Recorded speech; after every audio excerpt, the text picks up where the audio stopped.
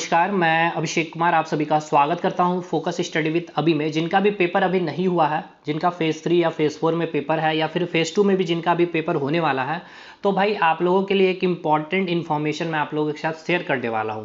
देखिए, जो दिक्कतें आपको एग्जामिनेशन हॉल में आने वाली है, मैं बिल्कुल टू दी फैक्ट और आपके साथ जो स्टूडेंट ने एग्ज़ाम दे करके आया, मैंने जिनसे बातें की है, वो उन्होंने जो भी एक्सपीरियंस शेयर किया है, वो सारी चीज़ यहाँ पे रखने वाला हूँ, काफ़ी काम आने वाला है।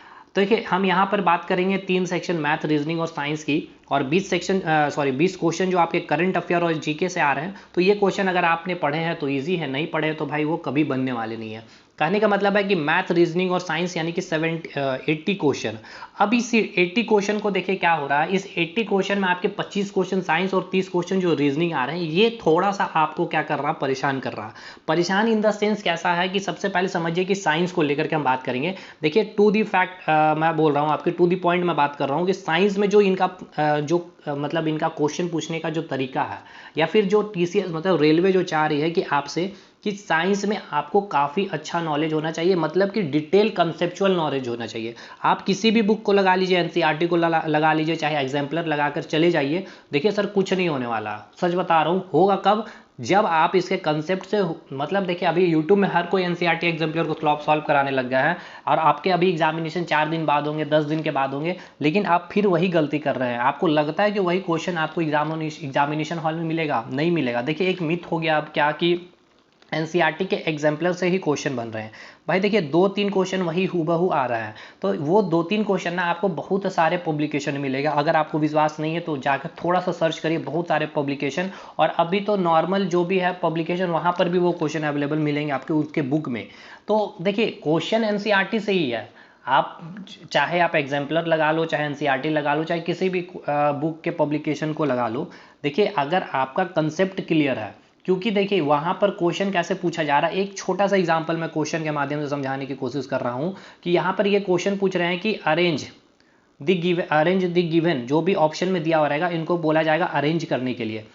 एक दे दिया हुआ रहेगा पॉलिनेशन, मतलब कि जो रिप्रोडक्शन जो हो रहा होगा प्लांट में या एनिमल में, उनको अरेंज करना है आपको। मतलब कि पहले कौन होगा, फिर उसके बाद कौन होगा, उसके बाद कौन होगा। जैसे कि पॉलिनेशन लिख दिया है पहले, उसके बाद उन्होंने लिख दिया है फर्टिलाइजेशन, उसके बाद उन्होंने लिख दिया है आपका फर्टिलाइजेशन में क्या हो जाता है, जाइगोट का फॉर्मेशन हो जाता है, उसके बाद एम्ब्रियो, और उसके बाद क्या हो जाता है, बेबी या फिर ऑफस्प्रिंग।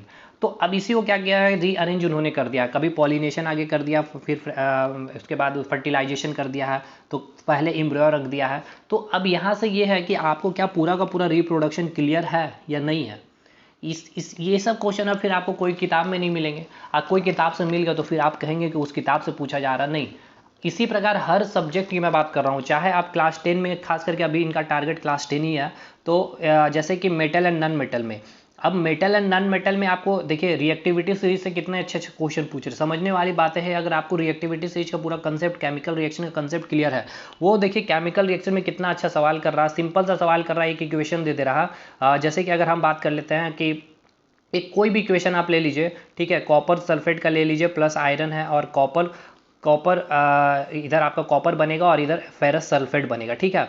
अब यहाँ पर देखिए क्या हो रहा है, यहाँ पर ये एक तो रिएक्शन का नाम पूछ ले रहा है कि डिस्प्लेसमेंट रिएक्शन हो रहा है कि डबल डिस्प्लेसमेंट हो रहा है, ये तो क्लियर है सर। दूसरी चीज़ ये पूछ लिया कि कौन किसको ऑक्सीडाइज कर रहा है, ठीक है, किसका ऑक्सीडेशन हो रहा है, किसका रिडक्शन हो रहा है, या फिर कौन ऑक्सीडाइजिंग एजेंट है या फिर कौन रिड्यूसिंग एजेंट है। अब ये आपको कैसे पता चलेगा, जब तक कि आपको ऑक्सीडेशन रिडक्शन में ये नहीं पता होना चाहिए कि किसका ऑक्सीडाइज हो रहा है, किसका रिडक्शन हो रहा है। ऑक्सीजन ऐड होने पर ऑक्सीडेशन होता है, रिमूव होने पर रिडक्शन होता है, लॉस ऑफ इलेक्ट्रॉन हो गया, ये हर एक बातें आपको यहाँ पर चेक किया जा रहा है। रिएक्टिविटी सीरीज आपको चेक कर ली जा रही है। अब कलर से क्वेश्चन पूछा जा रहा है कि प्रोडक्ट में जो बन रहा है उसका कलर, तो देखिए कलर कहाँ कहाँ से पूछ रहा है, ये आप एनसीईआरटी से जितने भी रिएक्शन है ना, उसके जो प्रोडक्ट बन रहे हैं उसका कम से कम याद कर लीजिए कलर। अब कलर कैसे याद करेंगे, मेनली देखिए आप एक याद रखिए, बेरियम सल्फेट का कलर आपसे पूछेगा ही पूछेगा, उसके बाद आयरन का पूछेगा, फ्लो जितने भी हैलोजन ग्रुप है उसके कलर आपसे पूछ लिए जाएंगे। तो देखिए ये सब आपके एनसीईआरटी में मेंशन है, तो वो सब पे थोड़ा फोकस करिए, ना कि क्वेश्चन पे फोकस करिए। मतलब आपको लाइन बाय लाइन एनसीईआरटी पढ़ना ही पड़ेगा। ऑब्जेक्टिव फिर से आप वही गलती कर रहे हैं कि ऑब्जेक्टिव आप लगा रहे हैं, ठीक है। ये बात है साइंस में, चाहे फिजिक्स में करें, केमिस्ट्री करें, बायोलॉजी, कुछ भी पढ़िए, एनसीईआरटी को लाइन बाय लाइन, लेकिन कंसेप्ट, मतलब कि कहने का मतलब ये है कि समझ करके, ठीक है, कंसेप्ट क्लियर होना चाहिए। और रीजनिंग में भाई अच्छा क्वेश्चन आ रहा है, रीजनिंग कंपैरिजन टू साइंस, वहाँ पर लेंदी क्वेश्चन आ रहे हैं जहाँ टाइम टेकिंग आपका हो रहा। बाकी मैथ ठीक है, और बाकी करंट अफेयर जीके में आपको पता ही, आया तो ठीक, नहीं आया तो कोई बात नहीं।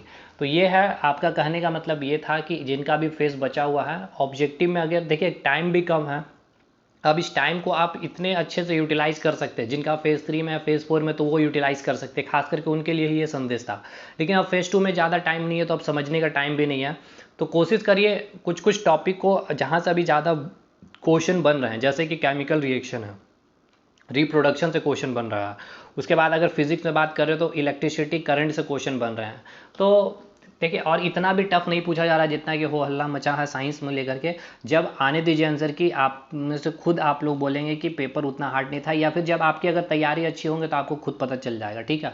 लेकिन हाँ, ये है कि कंसेप्चुअल अच्छा पूछा जा रहा है, स्टेटमेंट बेस्ड थोड़ा सा जो ऑप्शन है उसको लेंदी कर दिया जा रहा, बस यहाँ पर यही किया जा रहा। बाकी ओवरऑल ये आपके साथ बातें शेयर करनी थी। मिलेंगे हम लोग अगले वीडियो में, तब तक के लिए धन्यवाद।